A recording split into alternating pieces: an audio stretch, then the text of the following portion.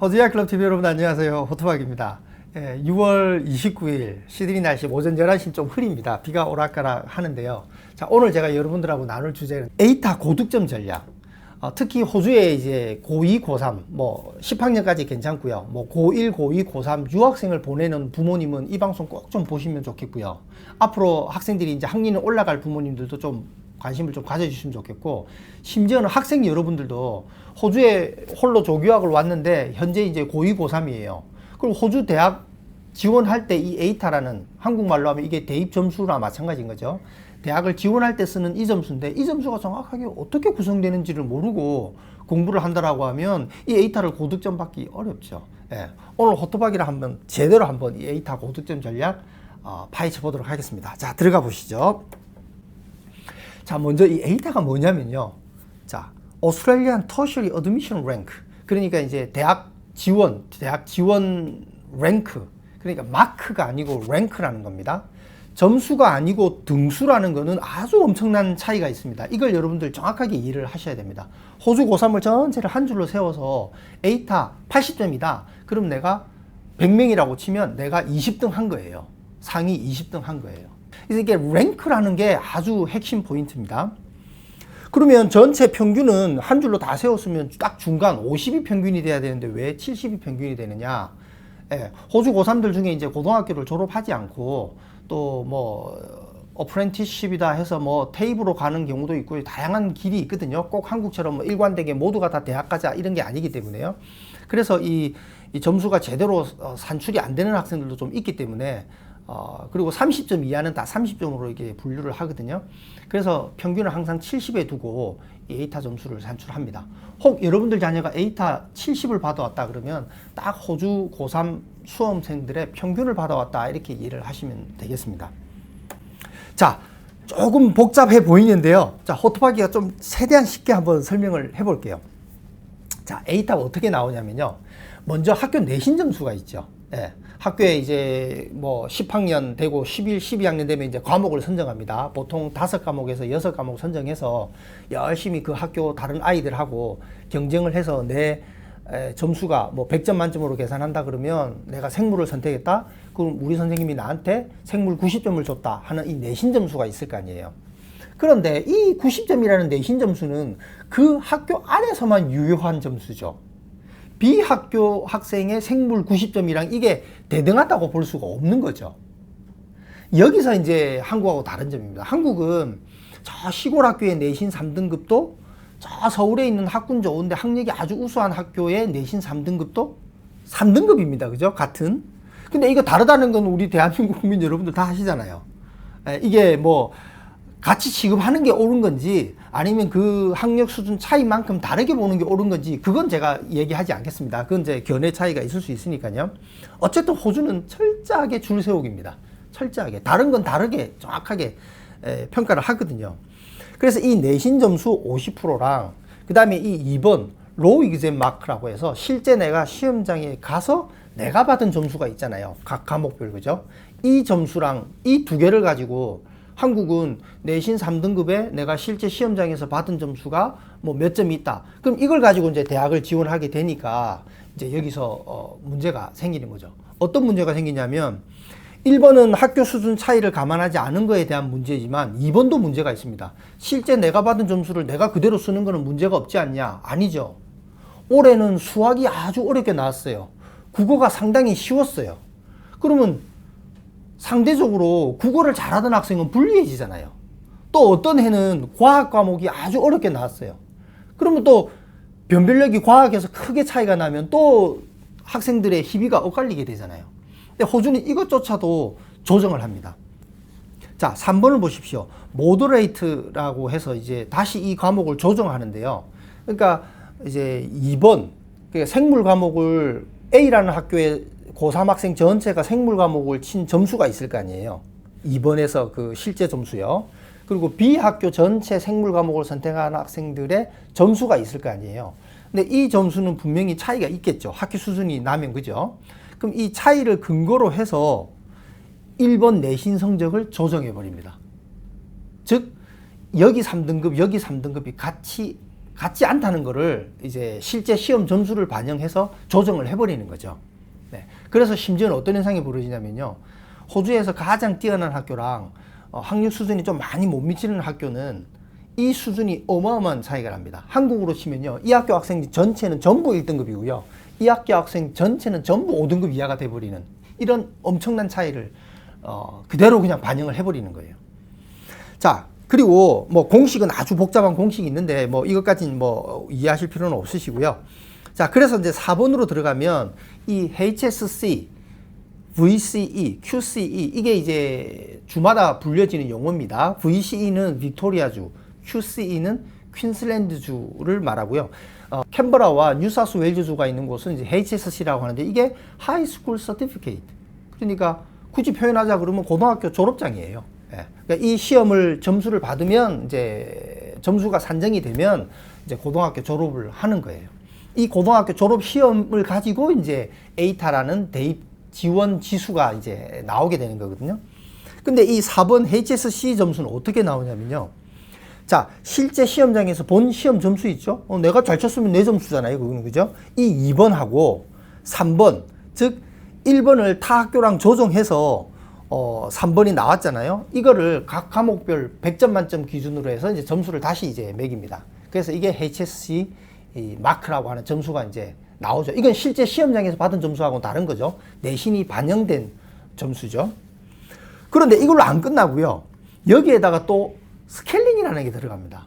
스케일링은 뭐냐? 아까 제가 서두에 말씀드린 대로 고차원 수학을 선택한 아이하고 뭐 비즈니스 과목을 선택한 아이하고 이건 이 과목의 어떤 수준은 아니고 과목의 난이도는 분명히 있잖아요. 고차원 수학은 그만큼 학생들이 시간을 많이 투자해서 공부해야 되는 과목이고 비즈니스 뭐 일반 암기 과목에 속하겠죠. 이 비즈니스 과목은 이 고차원 수학만큼 시간을 많이 투자하는 과목은 아니거든요.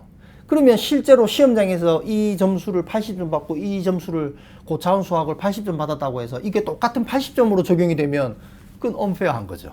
네.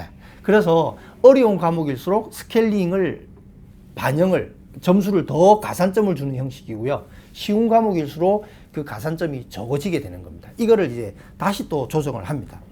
그래서 최종적으로 대입 수능 지수라고 하는 이 에이타 랭크가 나옵니다. 나의 등위가 나오는 거예요. 그래서 이 점수를 가지고 이제 호주에 있는 모든 대학을 지원을 하게 되거든요. 자, 예시를 가지고 제가 다시 한번 설명을 드려볼게요. 자, A라는 학생이 모든 과목에서 다 80점을 이 아까 4번 HSC 점수가 이제 내신 점수랑 실제 시험장에서 점수를 다 가공해가지고 HSC 점수가 나왔잖아요. 이게 전부 다 80점을 받았다고 가정을 해볼게요.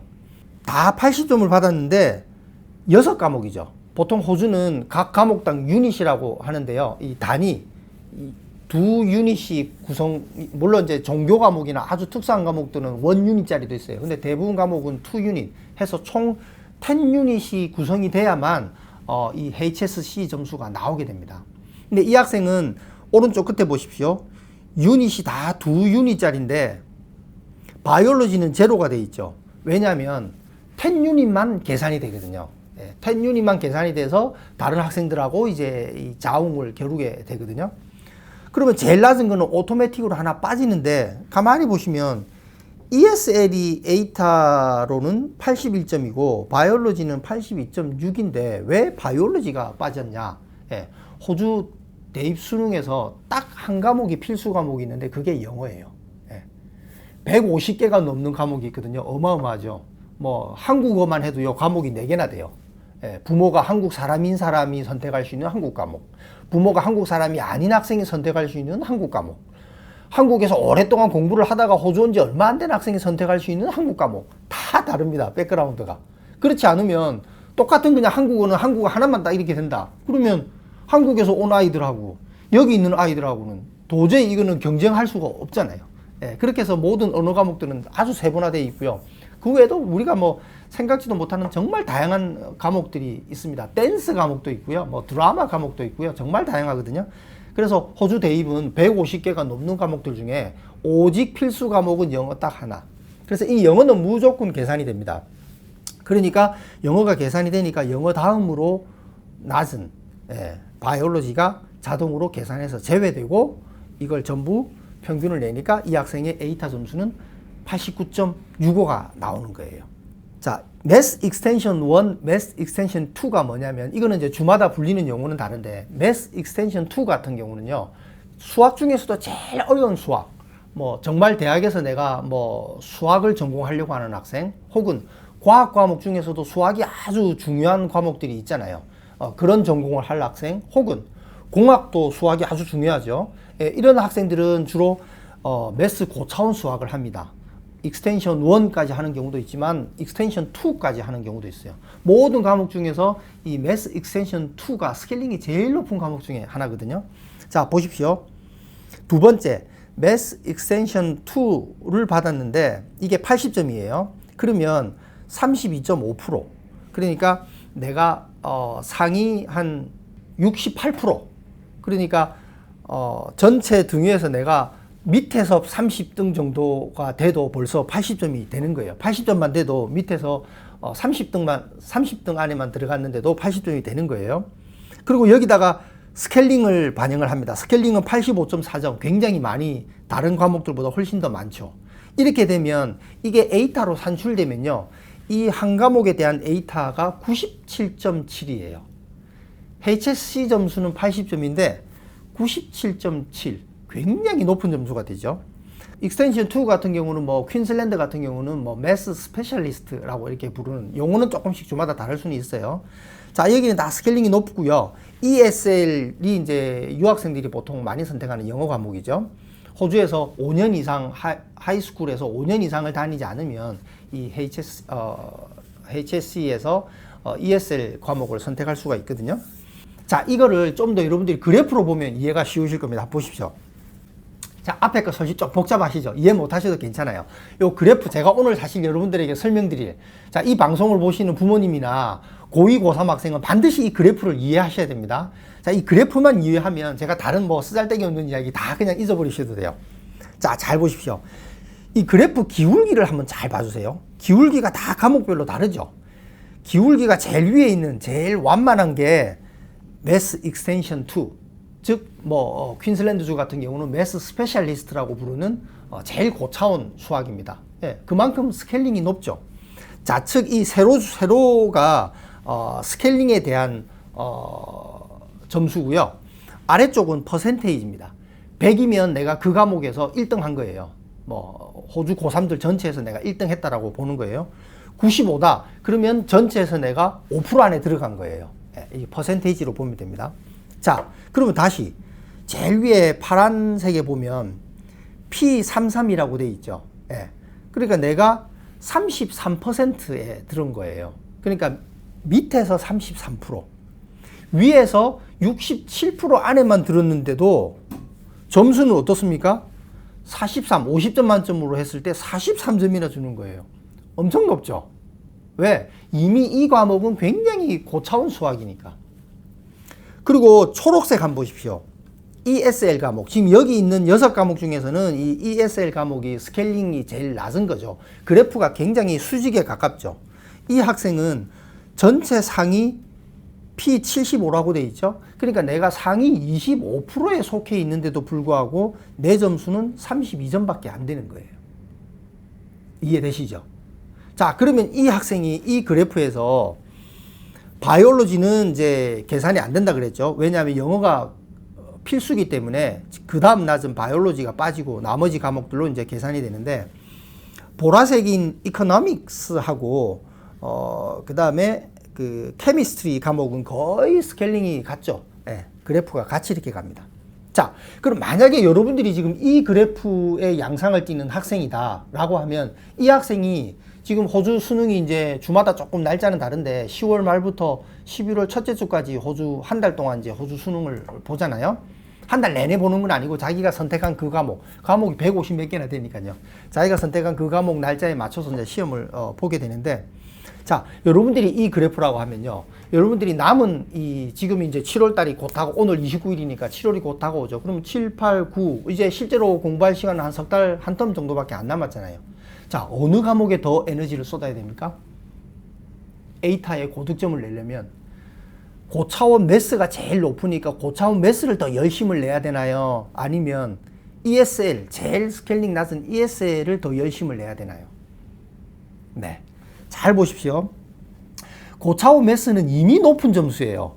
그래프가 아주 완만하죠. 내가 여기서 조금 더 못해서 지금 현재 내가 상위 67%에 있지만 이게 내가 상위 70%, 상위 80%, 그러니까 밑에서 20% 안에 들어갈지언정 그래프는 이렇게 가니까 내 점수는 여전히 높겠죠. 내 평균보다는 지금 89.65라는 이 점선이 평균이잖아요.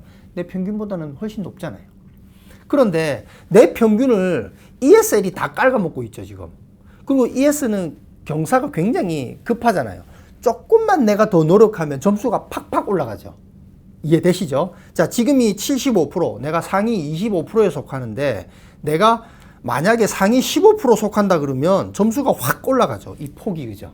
이 기울기를 여러분들이 정확하게 이해를 하셔야 된다는 거예요. 내가 선택한 과목들의, 각 과목들의 그 기울기가 어떻게 되는지를 정확하게 여러분들이 이해하실 필요가 있다는 거죠. 자, 그럼 다른 학생 한번 볼게요. 자, 이 학생도 똑같이 HSC 점수가 아까 그 1, 2, 3, 4 해가지고 이 4번에 나온 이 HSC 점수가 다 80점이에요.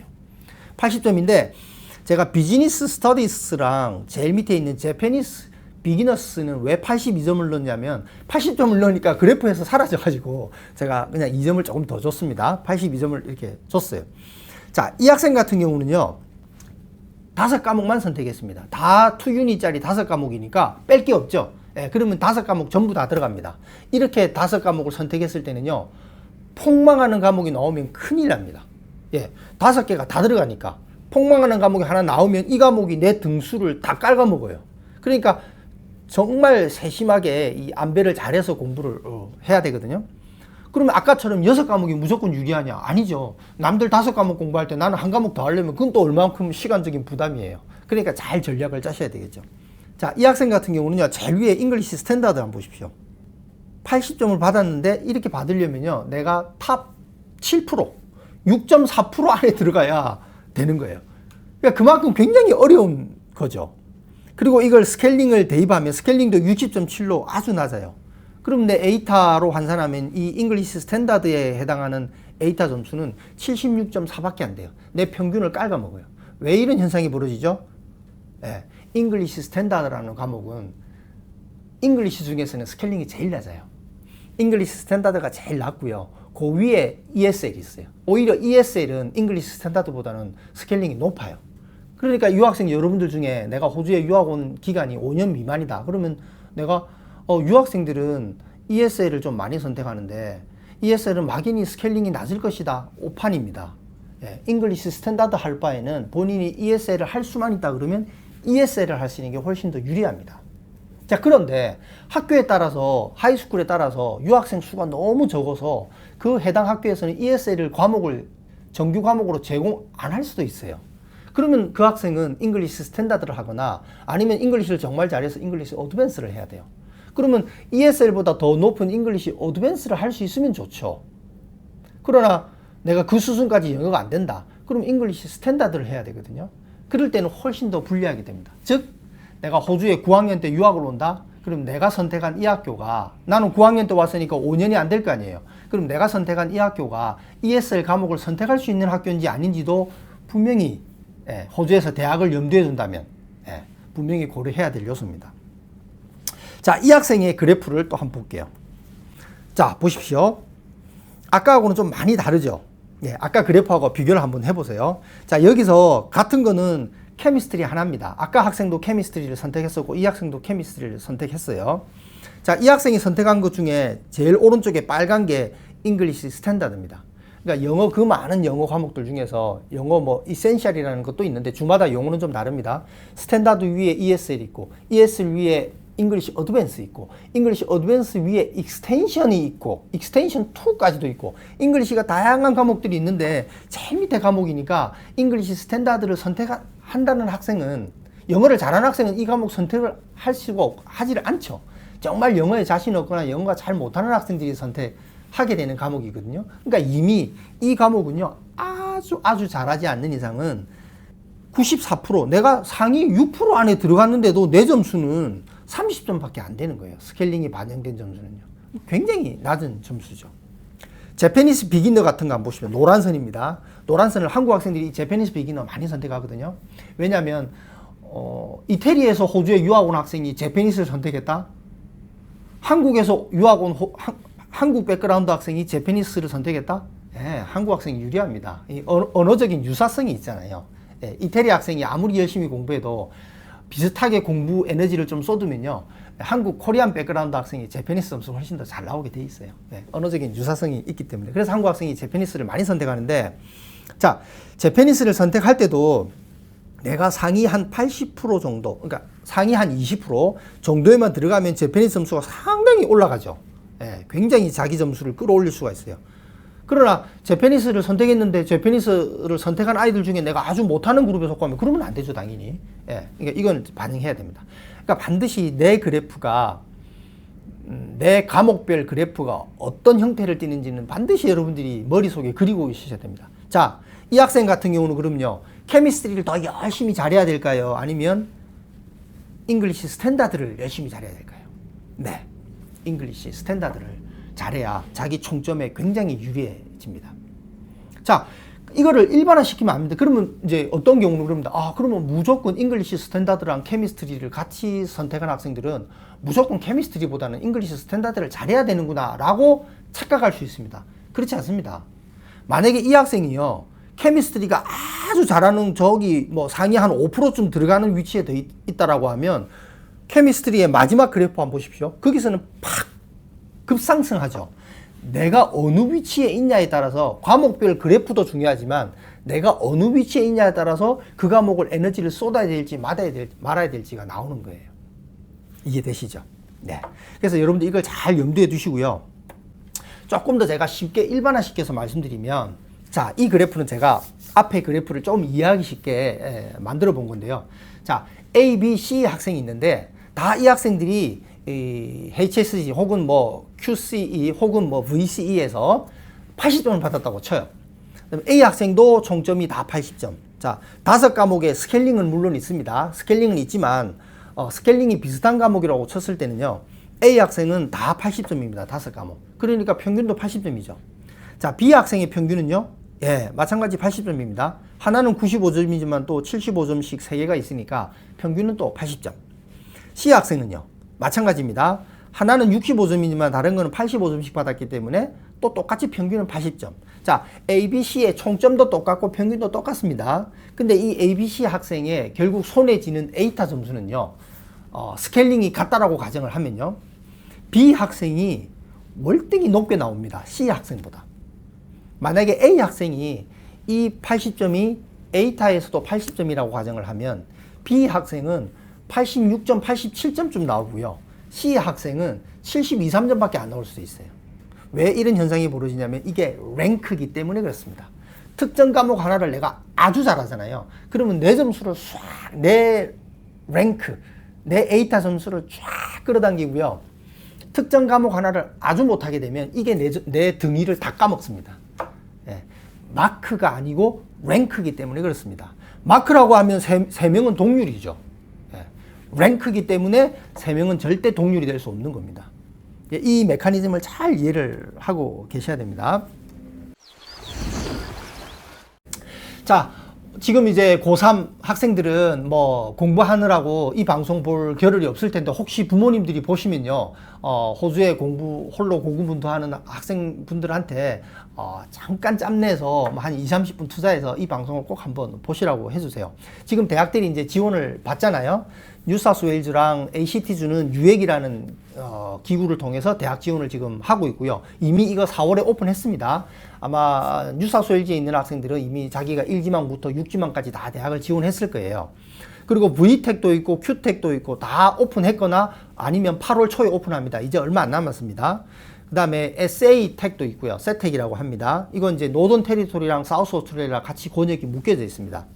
그리고 웨스턴 오스트레일리아는 TISC라고 부르고요. 타스메니아는 이제 타스메니아 대학 하나밖에 없기 때문에 타스메니아 대학으로 이제 바로 지원을 하게 되는데, 이 지원 창구들을 다 개설을 하면요, 어떤 데는 6지망까지 지원할 수 있고 뭐 VTech 같은 경우는 8지만까지 지원할 수 있거든요. 그럼 이제 여러분들이 자기 예상 점수를 대충 감안을 하고 이 에이타 점수는 크리스마스 전주 정도 12월 뭐 16, 17일 이때쯤 나오거든요. 그러나 대학 지원은 미리 다 합니다. 그리고 미리 다 해놓고 얼마든지 바꿀 수 있어요. 심지어는 내 에이타 점수가 나온 다음에 또 바꿔도 상관없어요. 내년 1월달, 2월달까지 계속 바꾸고 심지어는 3월달까지도 바꿉니다. 대학 입학이 2월 말 뭐 이때 하거든요. 입학하고 한 2주까지도 바꾸고 그때도 입학 학교 통지서를 받고 들어갈 수도 있거든요. 그러니까 마지막 순간까지 계속 순서를 바꿀 수가 있는데 여기서 또 하나 문제가 유학생 여러분들은 호주에서 하이스쿨을 졸업하고 대학을 호주에서 나온다? 그럼 대부분요 호주에서 좀 취업을 하기를 원하게 돼요. 근데 호주에서 취업하려면 이런 다 대학을 나오고 전문직으로 들어갈 텐데 알바생이 아니잖아요. 영주권이 없이는 취업하기 어렵습니다. 그럼 영주권을 해결해야만 내가 제대로 된 취업 자리를 잡게 되고 내가 캐리어를 쌓아 나갈 수 있잖아요. 그런 다음에 내가 뭐 몇 년간 캐리어를 쌓고 다시 한국에 돌아가건 혹은 제3국으로 가든 우선적으로 영주권을 고민할 수밖에 없게 돼요. 그러면 어떤 전공이 영주권이 되고 어떤 전공이 영주권이 안 되고 여러분 잘 모르시잖아요. 어떤 전공은 석사까지 해야만 영주권이 될 수 있고 어떤 전공은 석사 후에 1년 경력까지 더 쌓았을 때 비로소 영주권이 될 수 있고 어떤 전공은 2년 그냥 전문대 레벨 학위만 받아도 영주권이 될 수 있고 IT 같은 건 또 학사인데 3년밖에 안 되고 간호도 3년이고 다 전공마다 다르거든요. 안 되는 또 영주권이 안 되는 전공도 많고 또 어떤 주로 가야 이 전공을 어떤 주로 가야 더 유리하고 정말 복잡하거든요. 사우스 오스트레일리아 그러니까 아델레이드에 있는 고3 유학생은 대부분의 주변에 있는 호주 학생들이 아델레이드 안에서 대학을 갑니다. 왜? 자기 집이 아델레이드니까 아델레이드 안에서 대학을 가죠. 특별하게 뭐 어떤 몇몇 전공, 특수한 전공으로 뭐 시드니나 멜번으로 올 수도 있지만 거진 대부분 자기 주에서 그냥 대학을 갑니다. 한국처럼 막 호주 대학을 막 서유라에서 이렇게 지원하지는 않거든요. 유학생 여러분은 아델레이드 살건 시드니 살건 멜번 살건 뭐 퍼스로 가건 상관없잖아요. 어차피 유학생이니까. 엄마랑 같이 왔다고 해도 이제 대학생이 되면 엄마는 이제 한국으로 돌아가고 가디언 비자가 끝나니까 학생 여러분 스스로 기숙사를 들어가고 하면 되잖아요. 그러니까 훨씬 더 눈을 넓게 뜨고 여러 대학 지원들을 살펴볼 필요가 있거든요. 자신이 원하는 전공에 따라서 어느 지역에 어떤 대학이 있는지를 다 살펴봐야 되니까. 그래서 여러분들이 이제 이 대학 지원을 하시게 되면요. 호토박이인 저에게 연락을 한번 주세요. 그럼 저희가 저랑 저희 스태프들이 살펴보고 이 4지망보다는 2지망하고 4지망은 순서를 바꾸는 게 좋을 것 같아요. 혹은 5지망에 넣어놓은 이 학과는 나중에 영주권은 안 됩니다. 뭐 이런 세부적인 조언을 저희가 드릴 수가 있잖아요. 자, 그래서 이제 호토박이가 종합적으로 좀 조언을 드리면요. 과목 선정, 뭐 12학년은 이미 이제 과목이 결정되어 있지만 뭐 6개 과목이면 그 중에 하나를 이제 드롭할 수도 있겠죠. 근데 만약에 이제 여러분들 11학년 혹은 10학년이다. 그러면 과목 선정할 때는 심플합니다. 좋아하는 과목을 하셔야 돼요. 좋아하지 않는 과목에서 좋은 성적 내기는 어렵죠. 잘하는 과목 하셔야 돼요. 잘하는 과목을 해야 더 고득점을 받죠. 그러나 하나 더, 내가 선택한 이 과목이 스케일링 그래프가 어떻게 구성이 되는지를 여러분들이 반드시 인지하고 그 과목을 선택을 하셔야 됩니다. 그래서 이 스케일링이 높은 과목도 물론 좋아하지도 않고 잘하지도 않는데 스케일링 높다. 절대 그렇게 할 수 없습니다. 아까 제가 매스 익스텐션 2, 그러니까 매스 스페셜리스트에 해당하는 과목은 굉장히 높으니까 그거는 뭐 밑에서 30%만 들어가도 점수가 높으니까 그 과목 선택하면 되지. 선택 못 합니다. 학교에서 허가도 해주지 않아요. 그 학생이 실력이 돼야 그 과목을 선택하게끔 해주거든요. 각 과목 선생님들이 판단을 내려줘요. 너는 수학, 고차원 수학을 해도 되겠다. 너는 제일 기본적인 수학을 해야 맞겠다. 고차원 수학을 해가지고 완전히 망치면 그건 정말 난감한 거니까요. 그 다음에 이제 고득점 전략은 아까 그 기울기, 그래프의 기울기. 내 과목, 내가 선정한 이 과목의 기울기가 어떻게 되는지 분명히 인지하셔야 되고요. 그리고 유학생으로서는 취업을 고려한다 그러면 MLT SSL에 속한 전공을 우선적으로 선정을 하고 학업 기간도 반드시 고려하고. 자, 그래서 오늘 에이타 고득점 전략에 대해서 알아봤는데요. 내 그래프가 어디에 속하는지, 내가 선정한 과목의 그래프는 어떤 형식을 띠는지 이걸 분명히 여러분들 인지하셔야 되고요. 제가 아래로 이메일 주소를 하나 드릴 테니까 여러분들 고등학교 2학년이나 고3으로 지금 호주에서 유학생인 분들은 지난 학기 여러분들 성적 리포트 있죠. 그 성적 리포트 여러분들 실명 같은 건 가리셔도 돼요. 성적 리포트랑 그 다음에 유액이나 뭐 VTEC이나 이렇게 여러분들이 이제 1지망부터 뭐 6지망 이렇게 지원한 거 있잖아요. 그걸 같이 캡처해서 가지고 저희한테 이메일을 주시면 제가 그걸 보고 이 성적 정도면 학교 이름은 가리시면 안 돼요. 학교 수준을 봐야 제가 여러분들의 에이타를 대략 짐작을 할 수 있거든요. 여러분 스스로 짐작하는 것보다 제 짐작이 좀 더 근접할 겁니다. 그래서 이 학생은 한 80점 정도 에이타가 나올 학생이구나. 그런데 지원해 놓은 거는 너무 안 맞아요. 그러면 이제 그거에 대한 조언을 드리거나 할 수 있기 때문에 많은 문의 부탁드리도록 하겠습니다. 좋아요, 구독 부탁드리고요. 감사합니다.